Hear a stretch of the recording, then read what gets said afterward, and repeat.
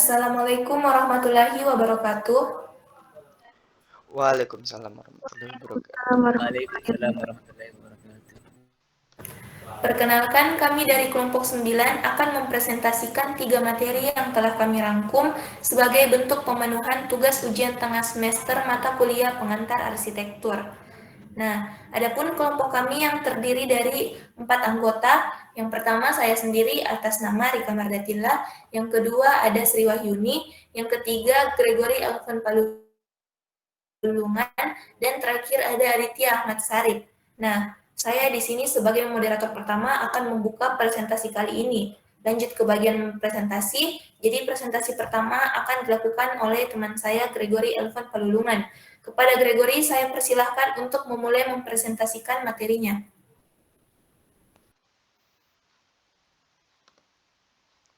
Tunggu saya share screen dulu nah.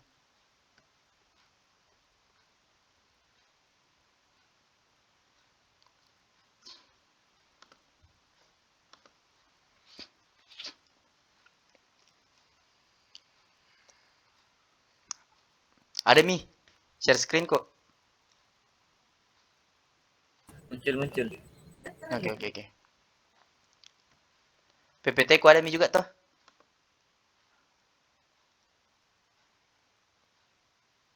Ada Mi PPT ku toh. Ada. Oke. Mulai Mi nah. Mulai Mi. Terima kasih atas kesempatan yang telah diberikan kepada saya. Di sini saya akan memaparkan 3 materi yang akan saya bawakan guna untuk melengkapi nilai ujian tengah semester mata kuliah pengantar arsitektur. Sebelum itu perkenalkan, nama saya Gregory Elvan Palulungan, akrab disapa Rio, dengan NIM 220211501013 dari kelas 01 Prodi Arsitektur. Adapun 3 materi yang akan saya bawakan. Yang pertama, materi pengertian dan sejarah arsitektur. Materi yang kedua, pengertian metode perencanaan dan perancangan arsitektur. Materi yang ketiga yaitu proses desain. Kita masuk pada materi yang pertama, yaitu pengertian dan sejarah arsitektur. Pengertian arsitektur. Apa sih itu arsitektur? Arsitektur adalah disiplin yang sangat kompleks. Ini dapat menyediakan tempat untuk tinggal, bekerja, dan bermain. Arsitektur memiliki terlalu banyak bentuk untuk dikategorikan secara tepat. Arsitektur itu tidak terbatas, ia juga memiliki tanggung jawab untuk memfasilitasi fungsi tertentu. Arsitektur adalah proses dan produk dari perencanaan, perancangan, dan konstruksi bangunan atau struktur. Dianggap sebagai simbol kultural dan juga sebagai karya seni. Dalam KBBI, arsitektur adalah seni dan ilmu merancang serta membuat konstruksi bangunan, jembatan, dan sebagainya. Mangun Wijaya dan Wastu Citra mengungkapkan bahwa arsitektur itu berasal dari bahasa Yunani, arsi, dan teknon. Arsi yang berarti yang asli, yang utama, yang awal. Sementara teknon yang berarti kokoh, tidak roboh atau stabil. Dari pengertian etimologi tersebut, kita dapat menarik kesimpulan bahwa arsitektur setidaknya harus memenuhi 2 kriteria, yaitu harus unik atau indah dan kuat. Berbicara tentang kriteria, Vitruvius, seorang old master arsitek, dalam bukunya Ten Books of Architecture, mengatakan hal senada bahwa ada 3 kriteria yang harus dipenuhi sebuah bangunan, yaitu yang pertama firmitas atau ketahanan, yang kedua utilitas atau fungsi, dan yang ketiga venustas atau keindahan. Apa arsitektur pertama? Asal-usul arsitektur telah lama memesona para praktisi dan cendekiawannya. Menengok kembali ke contoh pertama bangunan. Orang dapat melihat arsitektur sebagai alat. Itu adalah penemuan yang dimaksudkan untuk memenuhi kebutuhan paling dasar manusia, tempat tinggal, perlindungan, dan kendali atas lingkungan seseorang. Berikut ini adalah garis waktu peristiwa dan perkembangan arsitektur yang berkisar dari asal-usulnya, sehingga kemunculannya sebagai suatu disiplin yang kompleks, yang menangani tidak hanya kebutuhan dasar akan tempat tinggal, tetapi juga kebutuhan masyarakat dan budaya. Pengaruh masa lalu. Seringkali arsitektur dipandang sebagai disiplin yang berkembang pada inovasi, kadang-kadang bahkan kebaruan. Namun, arsitektur sebagian besar dipengaruhi oleh apa yang akan datang sebelumnya. Disiplin secara keseluruhan maju melalui akumulasi pemikiran daripada generasi, tiba-tiba dari ide-ide yang sama sekali baru. Dari materi ini, Anda akan dapat lebih memahami kekuatan yang dipengaruhi evolusi arsitektur dari Renaissance ke postmodernisme. Guna untuk mempersingkat waktu, mungkin teman-teman bisa mempost videonya atau foto atau di screenshot jika ingin lebih jelasnya lagi.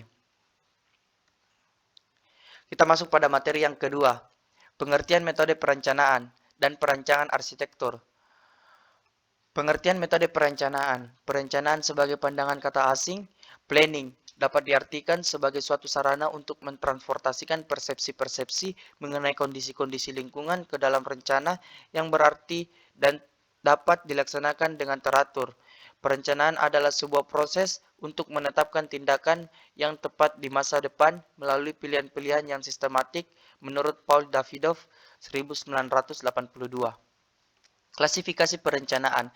Yang pertama, teoris in planning, mencakup perencanaan berkaitan dengan substansi atau objek. Yang kedua, theories of planning, berkaitan dengan prosedur perencanaan atau metode. Dan yang ketiga, theories for planning, mencakup teori-teori sosial yang menjelaskan bagaimana seharusnya masyarakat dan perencanaan di masa depan atau tujuan.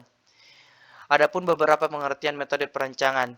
Juga di sini untuk mempersingkat waktu, teman-teman mungkin bisa pause videonya dulu atau di foto atau di screenshot supaya bisa membaca semua pengertian dari metode perencanaan. Di sini saya akan membaca mungkin hanya 3 pengertian. Yang pertama, perencanaan merupakan upaya untuk menemukan komponen fisik yang tepat dari sebuah struktur fisik menurut Christopher Alexander 1983. Yang kedua, perencanaan merupakan sasaran yang dikendalikan dari aktivitas pemecahan masalah menurut Elbruch Archer 1985. Dan yang ketiga, perancangan merupakan proses penarikan keputusan dari ketidakpastian yang tampak dengan tindakan-tindakan yang tegas bagi kekeliruan yang terjadi menurut M. Asimov 1982. Yang pertama ada metode lama atau tradisional black box. Arsitektur sebagai produk empu pencipta, ahli sulap atau manusia setengah dewa. Karakteristik yang pertama, hasil proses kreatif tak terlihat, kotak gelap tanpa kritik. Yang kedua, hasil perancangan dikendalikan oleh masukan yang diterima terdahulu, dominan berdasarkan pengalaman, ilham, wangsit, atau mimpi, atau trial dan error. Ketiga, kapasitas produksi bergantung kepada ketersediaan waktu, mood, dan imajinasi. Dan yang keempat, seringkali ada lompatan pemahaman karena persoalan rumit ditransformasikan menjadi hal yang terlalu sederhana. Yang kedua, ada metode baru atau rasional glass box.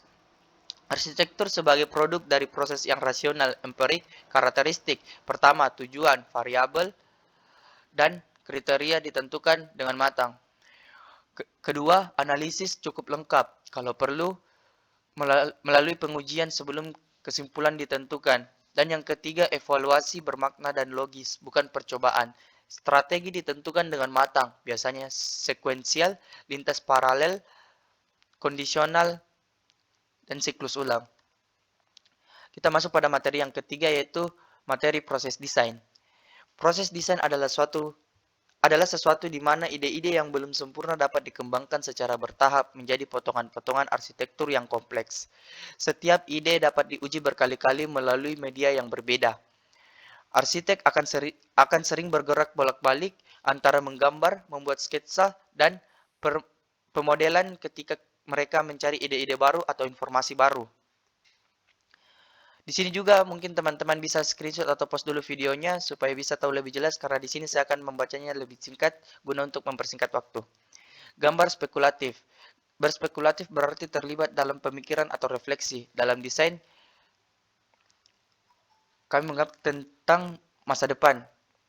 Saat kita berpikir tentang apa yang mungkin, terjadi di masa depan. Menggambar memberikan keberadaan material pada konsepsi kita sehingga dapat dilihat, dinilai, dan ditindaklanjuti. Yang kedua, proses kreatif. Menggambar spekulatif adalah proses kreatif. Yang ketiga, berpikir di atas kertas. Pemikiran visual adalah pelengkap penting untuk pemikiran verbal dalam mengembangkan wawasan, melihat kemungkinan, dan membuat penemuan. Yang keempat, menoleransi ambiguitas. Misteri dan tantangan ambiguitas berlaku juga untuk menggambar dari imajinasi. Yang kelima, mengembangkan kefasihan. Untuk menjadi fasih dalam proses kreatif adalah mampu menghasilkan berbagai macam kemungkinan dan ide. Yang keenam, pergeseran sudut pandang. Imajinasi kreatif memandang pertanyaan lama dari sudut pandang baru. Yang ketujuh, jenis diagram. Ada beberapa jenis diagram. Yang pertama, metafora grafis. Yang kedua, diagram area. Yang ketiga, diagram matriks. Yang keempat, diagram jaringan. Yang kelima, diagram gelembung. Yang keenam, diagram sirkulasi. Dan yang ketujuh, skema. Yang kedelapan, proses desain. Proses desain biasanya disajikan sebagai serangkaian langkah linear. Artinya lebih banyak urutan iteratif, analisis, lebih hati-hati dari informasi yang tersedia, dan evaluasi kritis dari solusi yang diulang sampai kecocokan antara apa yang ada dan apa yang diinginkan tercapai. Sekian dan terima kasih. Mungkin cuma itu yang dapat saya paparkan dari materi saya. Mungkin dari teman-teman ada yang ingin bertanya, saya akan membuka sesi tanya jawab. Saya ingin mengajukan pertanyaan.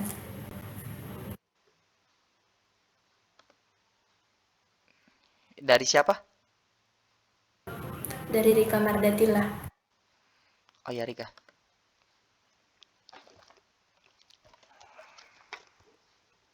Apa pertanyaannya? Silakan. Baik, karena tadi pada penjelasan bab 2 telah dipaparkan banyak pengertian metode perancangan menurut para ahli. Maka apa sih sebenarnya definisi dari metode perancangan? Apa sebenarnya definisi dari metode perancangan? Iya, menurut Anda sendiri. Oke, terima kasih. Mungkin teman-teman yang lain ada yang ingin bertanya? Supaya Saya ingin bertanya atas nama Sri Wahyuni. Oh ya, Sri Wahyuni. Silakan. Terima kasih atas kesempatan untuk bertanya. Dan pertanyaan saya yaitu, mengapa perancangan menurut PJ Boker dapat dikatakan simulasi dari apa yang ingin dibuat sebelumnya?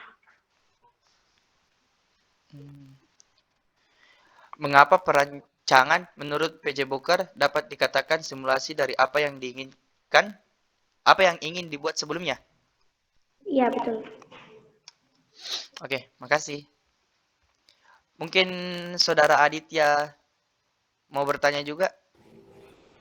Ya, saya juga ingin bertanya. Ya, apa tuh? Terima kasih atas kesempatan yang telah diberikan pada Saudara Gregory. Pertanyaan saya, kapan seseorang dapat dikatakan sebagai arsitek menurut Anda? Menurut saya ini, kapan seseorang itu dapat dikatakan sebagai arsitek, begitu? Iya. Oke, terima kasih.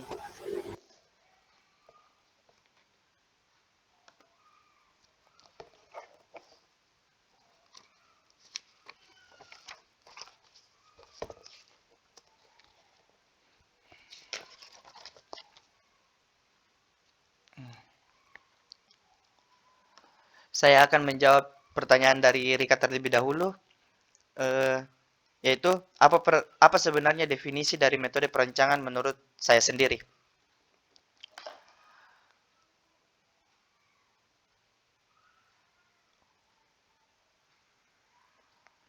Nah, menurut saya, metode perancangan adalah suatu cara atau tahapan yang dilakukan dalam sebuah proses perancangan.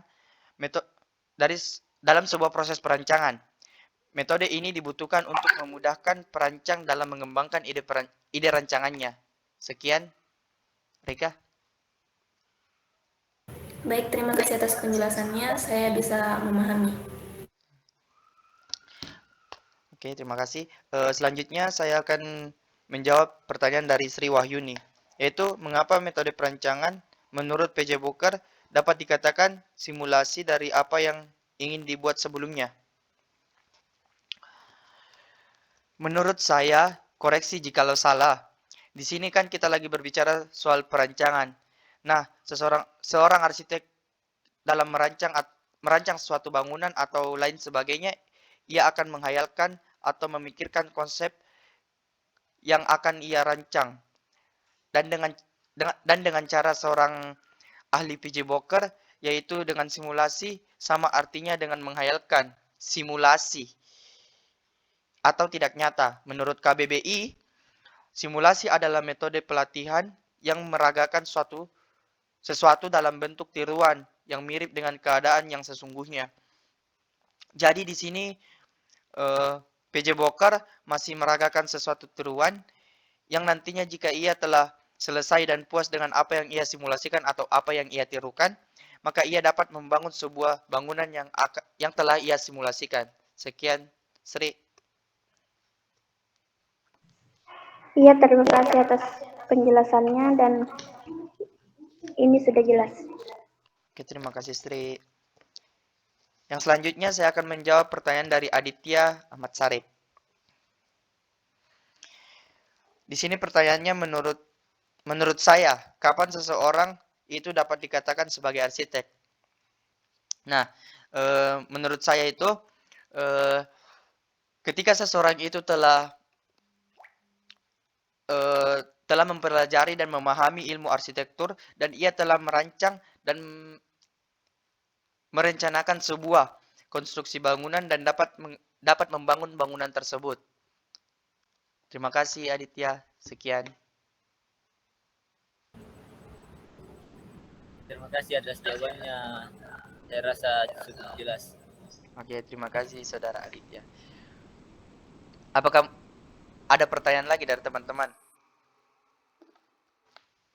Atau sudah cukup? Sudah cukup. Sudah cukup. Untuk mempersingkat waktu, demikianlah pemaparan materi dari saya. Selanjutnya saya akan memberikan kesempatan kepada pemateri yang kedua, yaitu Rika Mardatila. Tempat dan waktu saya persilakan. Terima kasih. Baik, terima kasih atas kesempatan yang diberikan. Saya akan melanjutkan presentasi.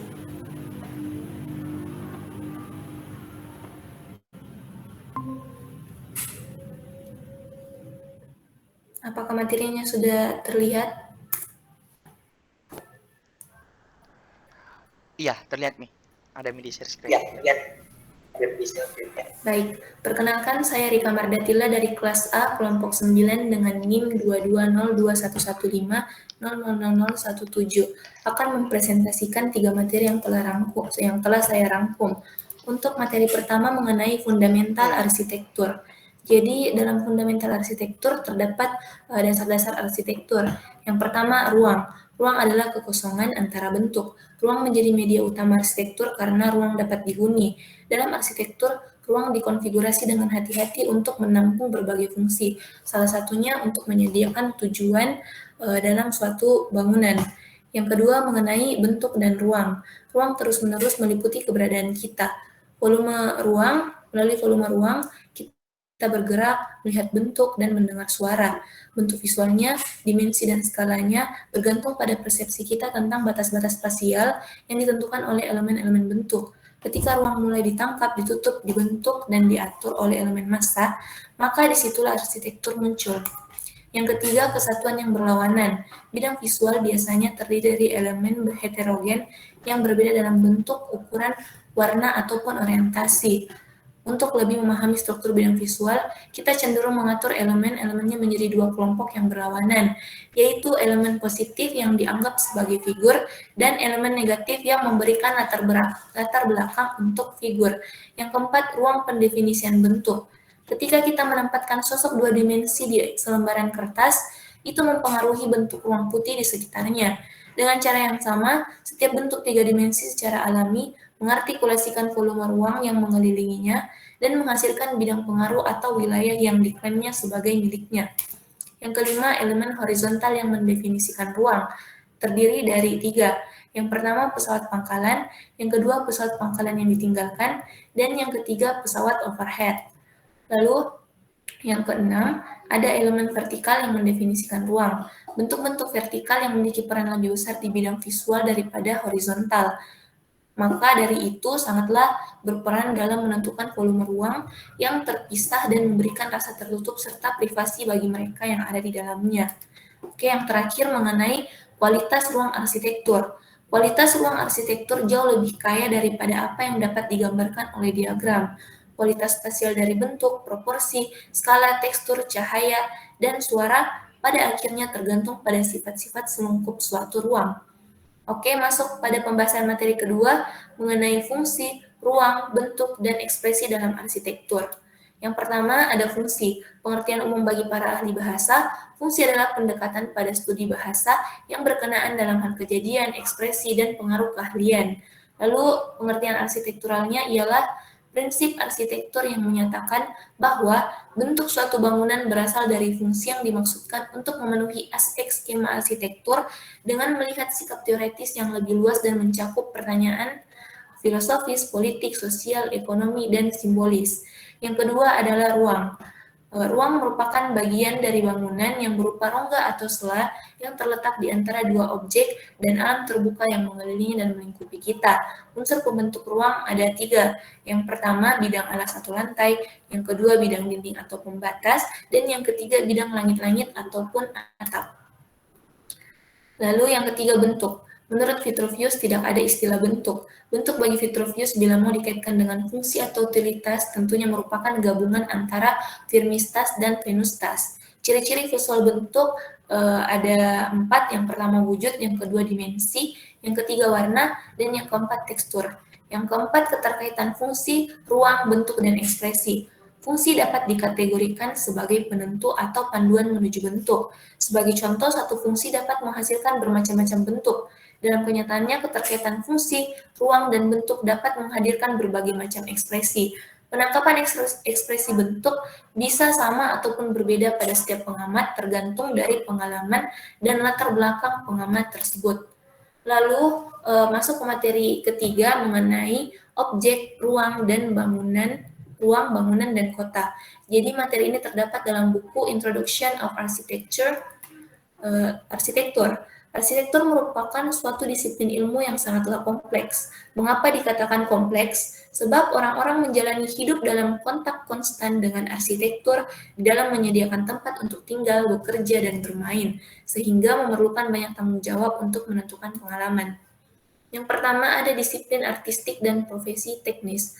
Arsitek dapat menggunakan dan mengaplikasikan seluruh teknik yang ada untuk menggambar dan mengembangkan ide-ide mereka menjadi suatu model baru. Namun ide-ide tersebut harus dikomunikasikan menggunakan bahasa grafis yang dapat dipahami secara universal maupun global. Berikutnya merancang kota. Kota memiliki banyak karakteristik bangunan. Hal tersebut menempatkan arsitek pada posisi yang ideal untuk mempengaruhi desain, pertumbuhan, dan perkembangan lingkungan perkotaan.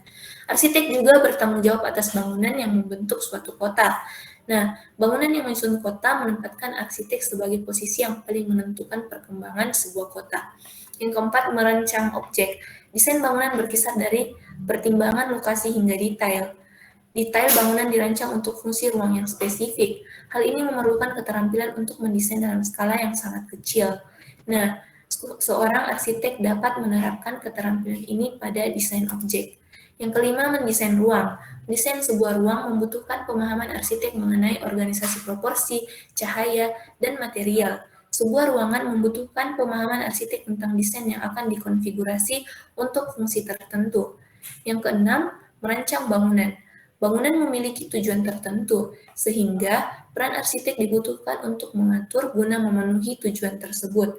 Arsitek memiliki kewajiban untuk mengatur ruang-ruang dalam bangunan dan memposisikan bangunan di dalam lingkungannya.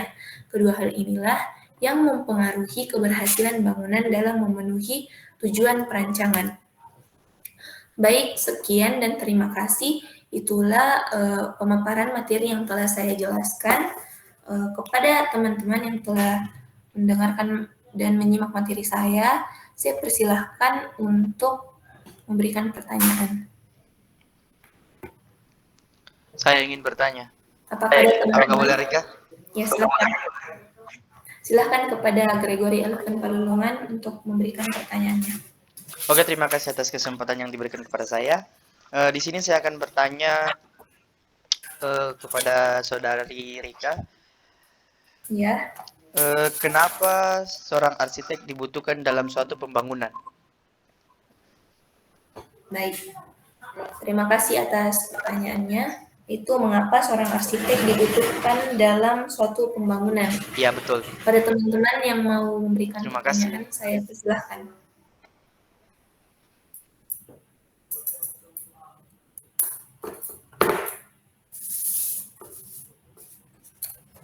Apakah masih ada teman yang ingin memberikan? Baik, silahkan kepada Aditya Sari. Terima kasih atas kesempatan yang telah diberikan. Pertanyaan saya, menurut Anda, bagaimana itu jika suatu ruang tidak memiliki nilai fungsi? Jadi pertanyaannya, bagaimana pendapat Anda jika suatu ruang tidak memiliki nilai? Ya. Baik, terima kasih atas pertanyaannya. Lanjut kepada Sri Wahyuni yang ingin mengajukan pertanyaan juga, silakan. Baik, terima kasih. Adapun pertanyaan saya yaitu, sebutkan salah satu karakteristik kota.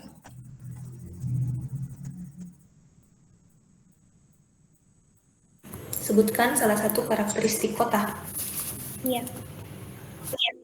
Baik, saya akan merangkum semua pertanyaan lalu menjawabnya.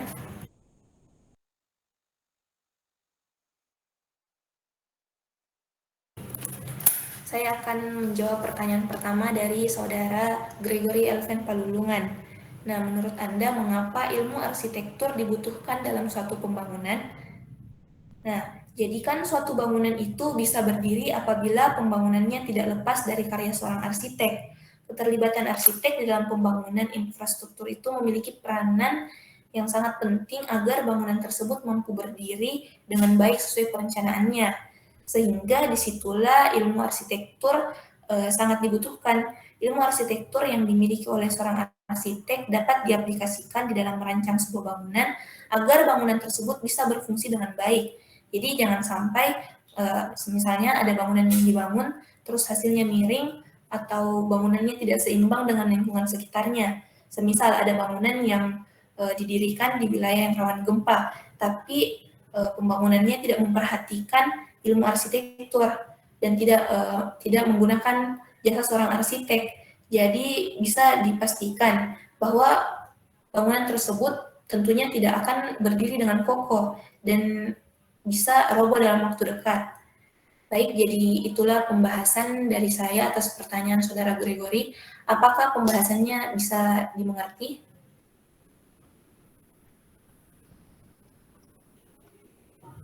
Oke, terima kasih saudari Rika Mardatila. Dari penjelasannya mungkin saya bisa mengerti. Terima kasih. Baik, terima kasih atas pertanyaannya. Lalu pertanyaan kedua dari Aditya terkait materi ruang dan fungsi. Jadi pertanyaan yang diberikan yaitu bagaimana pendapat Anda atau pendapat saya jika suatu ruang tidak memiliki nilai fungsi. Nah, jadi menurut saya semua ruang yang ditata atau dibangun itu pastinya memiliki nilai fungsi. Namun apabila terjadi suatu hal seperti adanya suatu ruang yang tidak memiliki nilai fungsi, menurut saya itu artinya perlu dilakukan penataan ulang terhadap ruang tersebut, mulai dari menentukan struktur hingga menentukan pola ruangnya. Nah, hal ini dilakukan agar kita dapat menyerasikan berbagai kegiatan sektor pembangunan agar ruang tersebut bisa sejalan dengan tujuannya, yaitu memiliki nilai fungsi. Baik, itulah penjelasan dari saya mengenai pertanyaan dari saudara Aditya Ahmad Sarid. Bagaimana dengan penjelasan yang saya berikan? Apakah bisa dipahami? Terima kasih atas penjelasannya. Saya rasa penjelasannya cukup jelas. Baik, terima kasih. Untuk pertanyaan ketiga dari Sri Wahyuni, sebutkan salah satu karakteristik kota. Nah, pada materi bab ketiga yang sudah saya jelaskan tadi, saya sempat mengatakan jika kota itu memiliki banyak karakteristik bangunan. Karakteristik yang dimaksud di sini itu sama dengan ciri-ciri. Jadi, salah satu karakteristik yang di wilayah perkotaan itu, ciri-ciri paling mendasar yang dimilikinya itu banyaknya bangunan yang berdiri. Misalnya bangunan gedung pemerintahan, gedung perkantoran, gedung mal-mal, bahkan gedung pencakar langit. Sehingga dengan ciri khas yang dimiliki tersebut,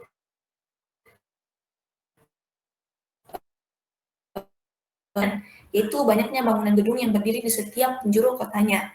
Bagaimana dengan saudari Sri Wahyuni? Apakah penjelasan saya bisa dimengerti? Iya, jadi penjelasannya sudah dimengerti. Baik, terima kasih kepada 3 teman saya yang sudah memberikan pertanyaan. Itulah pemaparan materi yang bisa saya sampaikan beserta sesi tanya jawabnya. Untuk presentasi ketiga akan dilanjutkan oleh Saudara Aditya Ahmad Sarif. Kepada Aditya saya persilahkan.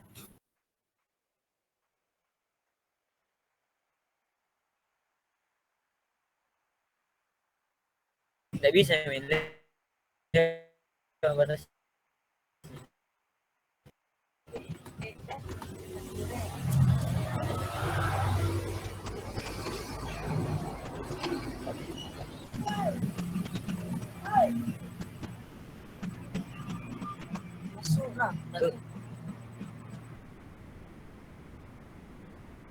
Tutup dibatasi sama lagi sudah.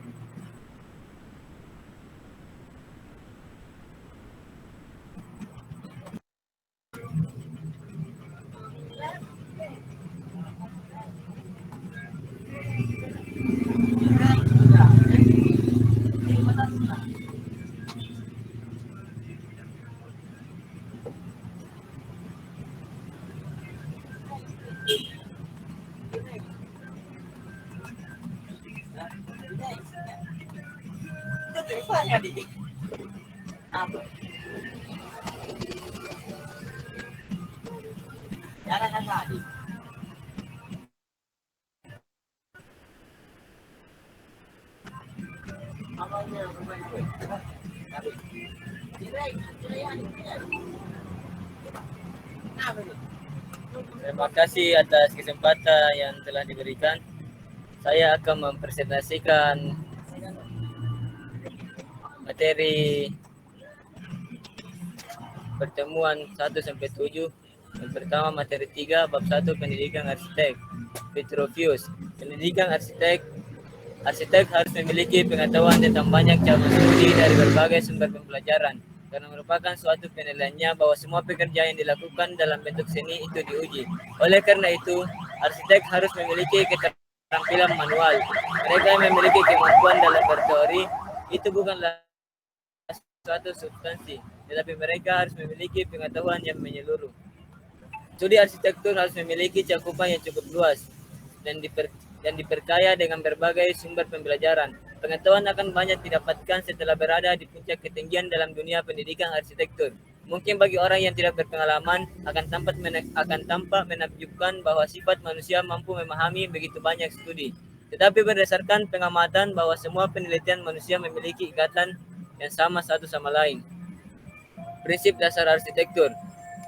Arsitektur bergantung pada tatanan dan pengaturan, euritmi, simetri, kepatutan, dan ekonomi. Hal-hal yang perlu diperhatikan dalam merancang arsitek. Yang pertama, elevasi. Elevasi adalah gambar bagian depan sebuah bangunan yang ditempatkan secara vertikal dan digambar dengan benar yang sedang dipertimbangkan. 2. Perspektif. Perspektif adalah metode yang digunakan untuk membuat sketsa bagian depan dengan sisi sebagai latar belakang dan semua garis bertemu di tengah lingkaran. Ketiga, transkripsi. Transkripsi adalah keanggunan, pengaturan, dan efek yang sesuai dengan karakter karya. Bentuk ekspresinya adalah dena, elevasi, dan perspektif. Dengan penerapan kompas secara berurutan dan aturan yang tepat, dena lantai dibuat untuk mengurai permukaan datar bangunan. Oritmi adalah keindahan dan kebugaran dalam tahap penyesuaian anggota. Ditemukan apabila anggota-anggota membuat sesuatu karya yang memiliki tinggi yang sesuai dengan lebarnya sesuai dengan tingginya dan telah simetris. Yang kelima, simetris. Simetris adalah keselarasan yang tepat antara anggota karya itu sendiri dan hubungan antara berbagai bagian dan skema keseluruhan. Yang keenam, akurasi. Akurasi adalah kesempurnaan gaya yang terjadi ketika sebuah karya pada dasarnya dibangun di atas prinsip-prinsip yang telah disepakati. Bahan dan konstruksi.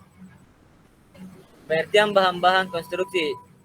1. Tanah liat merupakan salah satu bahan yang paling banyak digunakan pada 5.000 tahun yang lalu. Jenis batu yang paling awal digunakan adalah jenis batu bata yang dijemur. Yang kedua, mortar. Mortar biasanya digunakan untuk melapisi berbagai jenis pasangan batu bata yang dibuat dari berbagai macam. Yang ketiga, dinding. Dinding yang bertekstur halus umumnya dapat digunakan pada permukaan yang rata. Dinding biasanya dibuat untuk tanah yang rendah seperti tanah liat basah dan batu bata yang berkualitas rendah. 4. Konstruksi. Kita harus mengetahui bagaimana bangunan itu dibangun dengan memperhatikan dari luar dan dalam, mengunjungi lokasi bangunan agar dapat mengungkap bagian-bagian yang biasanya tidak terlihat. Tetapi tempat-tempat seperti itu sangat berbahaya, sehingga pemantauan dan pembersihan sangat penting. Yang kelima, pondasi. Desain pondasi tergantung pada sifat-sifat pelapisan tanah serta ukuran dan beban struktur. Pondasi mendistribusikan beban bangunan di atas area tanah yang cukup untuk mencegah penyebaran tanah di bawahnya dan untuk menghindari penurunan yang tidak merata karena variasi beban bangunan atau variasi tanah di bawahnya. Yang keenam, lantai. Lantai berasal dari tanah liat yang dipadatkan, kemudian ditutupi dengan batu bata. Masalah dingin dan lembab pada iklim yang lebih hangat menyebabkan pembangunan pada lantai di atas dinding yang indah. Dasar-dasar arsitektur. Mengapa ruang penting dalam arsitektur? Ruang adalah kekosongan antara bentuk. Ini adalah media utama arsitektur karena ruangnya layak huni. Terdapat beberapa cara untuk menghubungkan bentuk bangunan dengan ruang di sekitarnya. A. Membentuk dinding di sepanjang tepi keberadaannya dan mulai mendefinisikan positif di luar. B. Kombinasikan ruang interior dengan ruang luar pribadi di tempat berdinding. C. Menutup sebagian tapak sebagai ruang terbuka untuk melindungi tapak dari kondisi iklim yang tidak menguntungkan. D. Mengelilingi dan menutup halaman atau ruang atrium di dalamnya. Kualitas ruang arsitektur. Kualitas ruang arsitektur jauh lebih kaya dari apa yang diwakili oleh sebuah figur. Derajat enclosure. Derajat penutupan suatu ruang yang ditentukan oleh komposisi elemen-elemen yang mendefinisikannya memiliki pengaruh besar pada persepsi kita tentang bentuk dan orientasinya. Hanya permukaan dinding yang bisa dilihat dari ruangan. Lampu. Matahari merupakan sumber cahaya alami yang kaya yang menerangi bentuk dan ruang arsitektur. Jumlah sinar matahari kuat, tetapi kualitas cahaya termasuk sinar matahari langsung dan menyebar bervariasi menurut waktu, musim, dan lokasi. Pemandangan. Kualitas ruangan lain yang perlu dipertimbangkan saat membuat bukaan di ruang tertutup adalah fokus dan orientasinya. Beberapa kamar memiliki referensi interior seperti perapian, sementara yang lain memiliki pemandangan menghadap keluar atau kamar yang berdekatan. Bukaan jendela dan skylight membuka tampilan dan menciptakan hubungan visual antara ruang dan sekitarnya.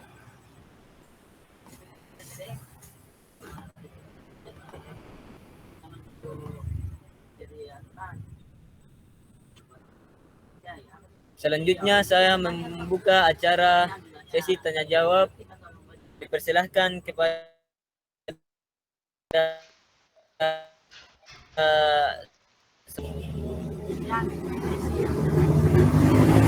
Saya ingin bertanya, Saudara Aditya. Boleh? Silakan kepada Saudara Gregory Elven. Oke, terima kasih atas kesempatan yang diberikan Saudara Aditya. Di sini saya mau bertanya,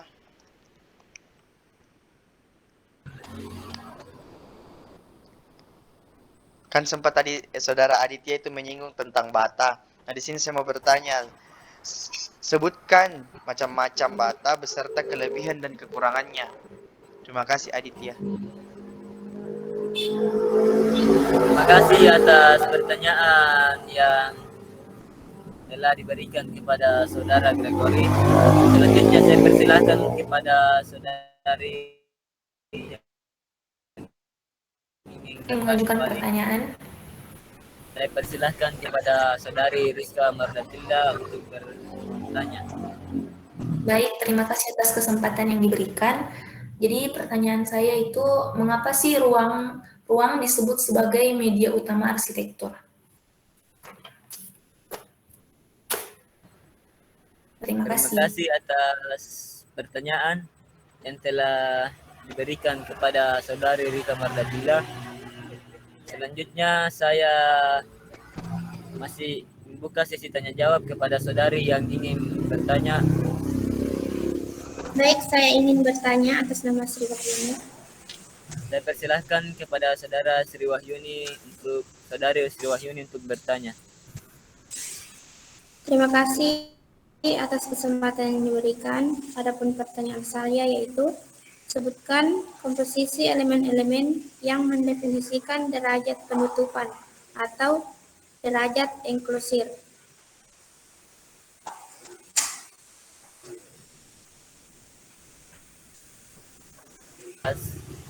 Terima kasih atas pertanyaan yang telah diberikan kepada saudari Sri Wahyuni. Selanjutnya saya akan menjawab pertanyaan pertama dari saudara Gregory Elvin Padulungan. Pertanyaannya, sebutkan macam-macam bata beserta kelebihan dan kekurangannya. Bata terbagi menjadi 3, ada bata merah, bata semen, dan bata ringan. Bata merah kelebihannya yang pertama mudah ditemukan, harganya terjangkau, dan mudah dalam pemasangan. Kekurangan, suhu ruang tidak stabil, waktu pemasangan relatif lama karena proporsinya yang kecil. Yang kedua, bata semen. Kelebihannya, ukurannya besar, pemasangannya cepat, dan penyusunannya mudah. Tetapi kekurangannya yang pertama, mudah retak, dan biaya mahal, beserta membutuhkan ahli dalam bidang ini. Yang ketiga, bata ringan. Kelebihan, ukuran yang seragam sehingga mudah dalam penyusunan. Yang kedua, tidak mudah retak. Yang ketiga, bahannya kedap air atau tidak merembes air ke dalam permukaan dinding. Kekurangannya, yang pertama harganya mahal, dibutuhkan tenaga ahli dalam pemasangannya, dan bahannya susah ditemukan. Mungkin cukup sekian jawaban yang bisa saya sampaikan kepada saudara Gregory. Apakah saudara merasa sudah cukup? Oke, terima kasih saudara Aditya atas jawaban yang diberikan. Selanjutnya saya akan menjawab pertanyaan dari saudari Rizka Mardatilda. Yang pertanyaannya, mengapa ruang disebut sebagai media utama arsitektur? Di dalam arsitektur, ruang itu merupakan bagian yang berbentuk 3 dimensi, yang di dalamnya dapat dihuni dan memiliki nilai fungsi. Saya kembalikan lagi kepada saudari penanya, apakah merasa sudah cukup atau belum? Baik, saya merasa jawabannya sudah cukup. Terima kasih atas penjelasan yang telah diberikan. Selanjutnya saya akan menjawab pertanyaan dari saudari Sri Wahyuni. Yang pertanyaannya, Sebutkan komposisi elemen-elemen yang menentukan pendefinisian derajat penutupan atau derajat enclosure. Menurut saya komposisinya itu seperti lapisan tipis yang membentuk batas vertikal ruangan yang digunakan untuk menutup. Mungkin hanya ini jawaban yang bisa saya sampaikan kepada saudari Sri Wahyuni. Saya kembalikan kepada penanya apakah sudah merasa cukup. Baik, dari jawabannya sudah cukup.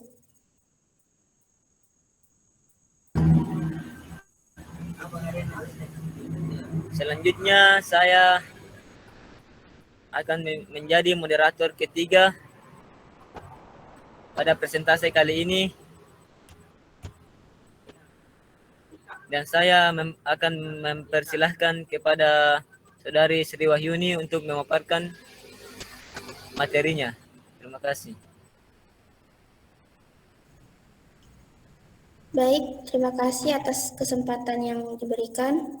Saya akan mempresentasikan materi saya.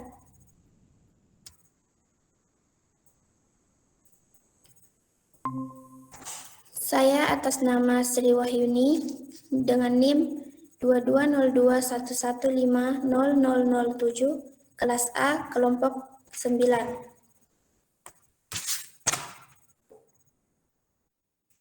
Materi pertama adalah bahan dan konstruksi. Subjek bahan dan konstruksi tidak hanya menyangkut berbagai bahan yang digunakan, tetapi juga produksinya dan sifat industri bangunan. Bahan yang paling utama adalah kayu, tanah liat yang dipanggang dan tidak dibakar, batu, batu tulis, alang-alang, rumput atau jerami, kaca, beton, besi, dan baja. Dimensi komponen bangunan ini seperti balok, panel, kusen, jendela, dan pintu saat ini mungkin harus memenuhi standar pemerintah atau institusi.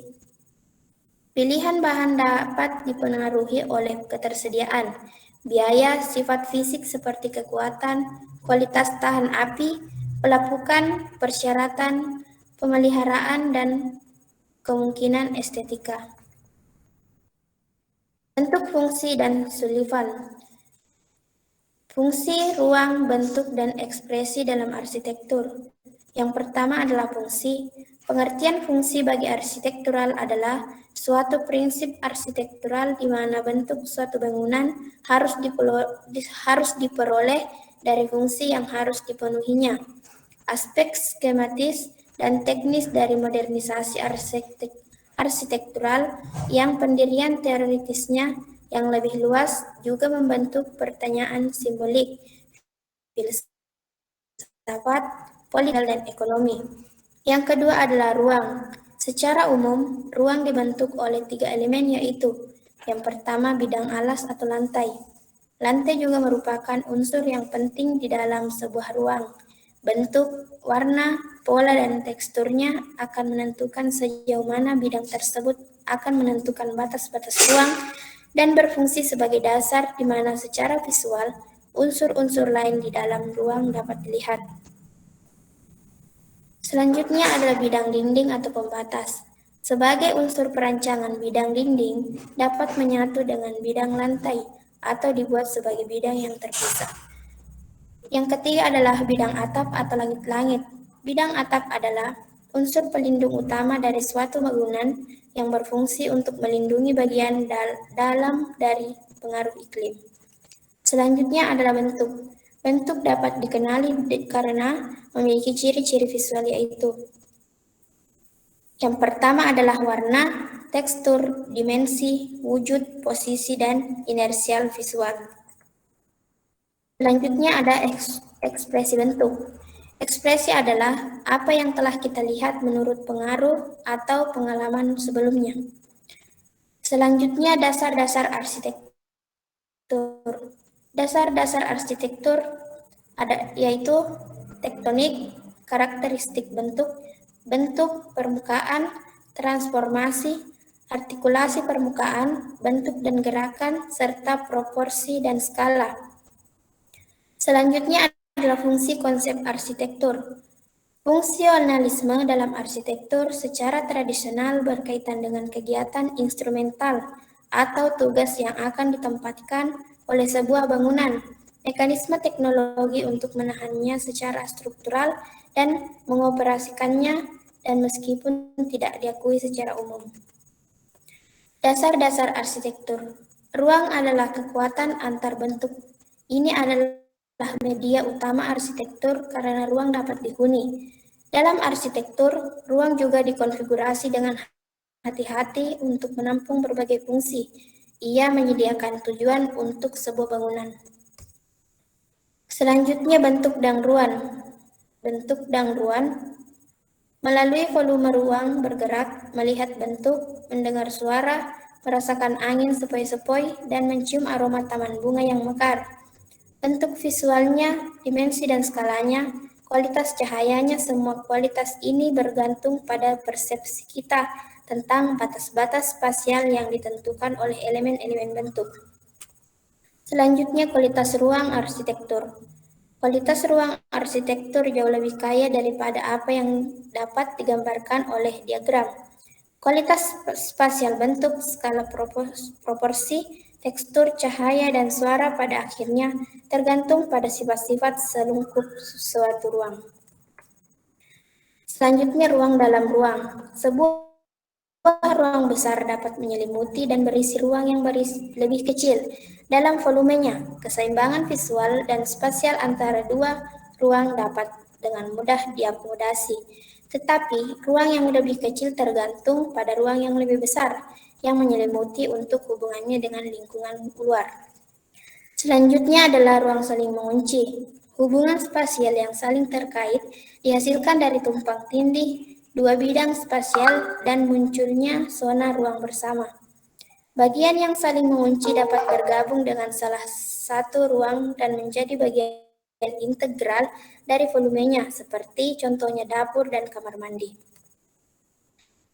Materi selanjutnya, pengertian metode perencanaan dan perancangan arsitektur. Pertama, pengertian metode perencanaan. Perencanaan adalah sebuah proses untuk menetapkan tindakan yang tepat di masa depan melalui pilihan-pilihan yang sistematik. Yang kedua, pengertian metode perancangan.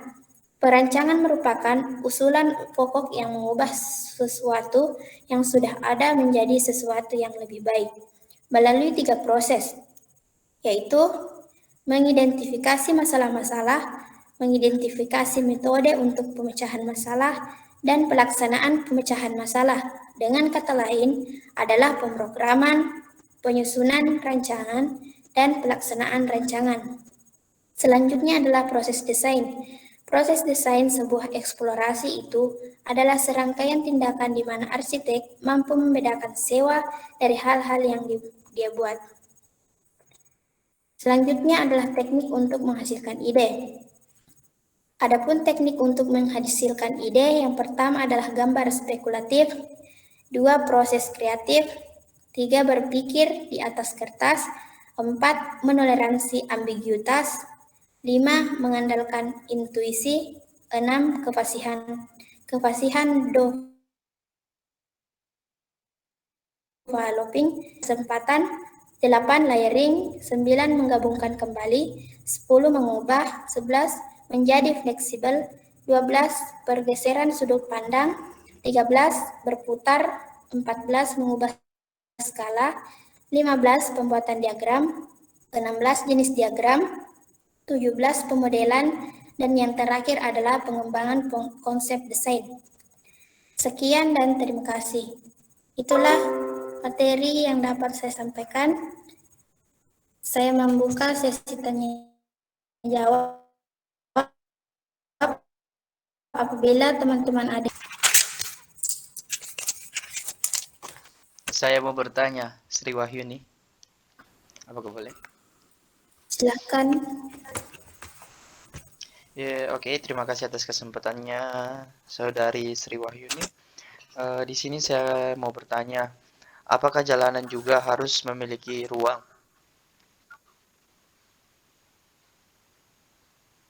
Bisa dipahami, Sri? Bisa. Ya? Oke. Terima kasih. Apakah ada yang ingin bertanya? Saya ingin bertanya. Baik, untuk Aditya Sarip silakan. Terima kasih atas kesempatan yang telah diberikan. Tentu saja pertanyaan saya,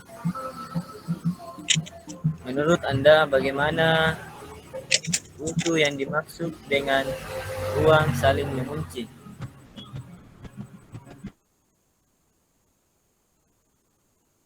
Pengertian ruang Ya, supaya ada yang ingin bertanya. Baik, saya ingin mengajukan pertanyaan. Betul. Tadi sempat disinggung bahwa disinggung mengenai materi zona ruang bersama. Maka muncul pertanyaan saya mengenai apa sih yang dimaksud dengan zona ruang bersama?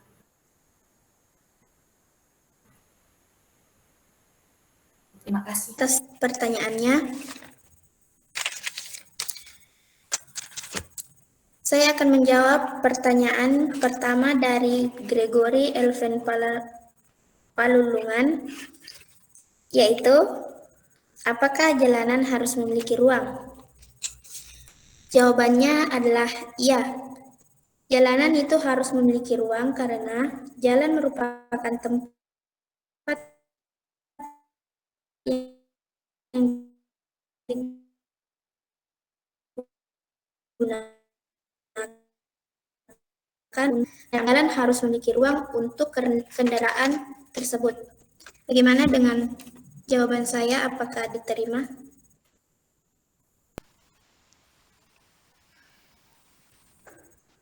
Apa tadi? Putus-putus, sorry. Secara singkat saja, ulang. Putus-putus. Oke, saya singkat. Pertanyaan tadi, apakah jalanan harus memiliki ruang? Jawabannya itu adalah iya, karena jalan merupakan tempat yang digunakan untuk lalu lintas oleh kendaraan, baik itu kendaraan bermotor maupun jalan kaki.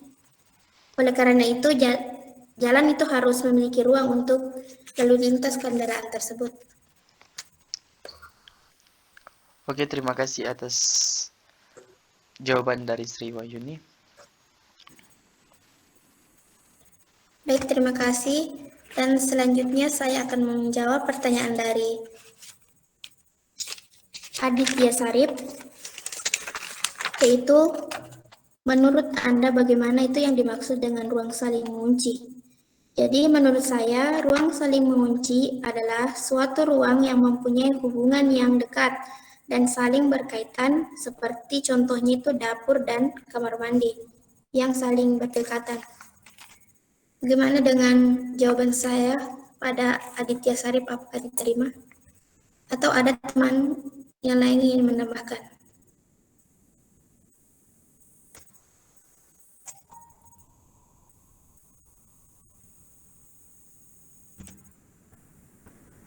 Kepada saudara Aditya Sarip, apakah diterima?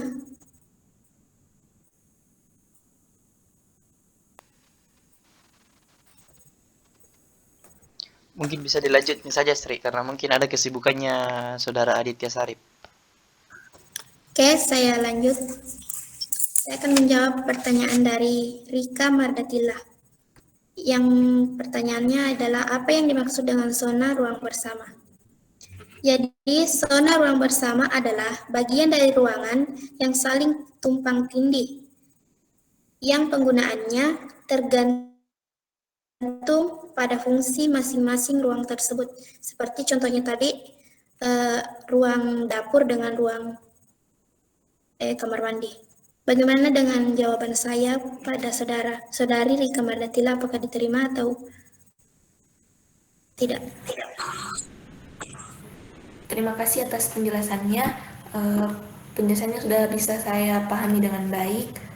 Mungkin cukup sampai di sini saja.